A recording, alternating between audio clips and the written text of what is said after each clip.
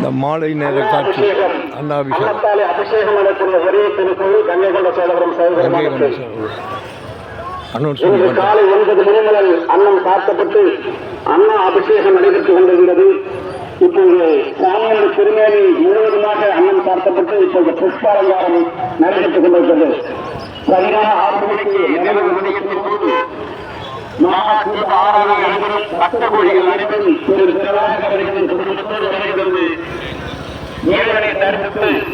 ஓம் நம சிவாய சிவாய நமோ.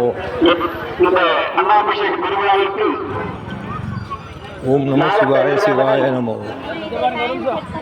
அரியலூர் மாவட்ட காவல்துறையினரும் மாலை நேர இந்து சமய அறநிலையத்துறையினரும் இந்திய தொல்லியல் துறையும் காஞ்சி காமகோடி பக்தர்களும் இணைந்து இந்த விழா ஊர் பொதுமக்களாலும் சிறப்பாக நடைபெற்றுக் கொண்டிருக்கிறது. அனைவரும் வருகை தந்து இந்த அன்னாபிஷேக நிகழ்வை கண்டுகளித்து சாமியின் மீது சாட்டியிருக்கின்ற அன்னம் கலைத்து கொடுப்பார்கள். 8 மணிக்கு மேல் அதனையும் வாங்கி பிரசாதம்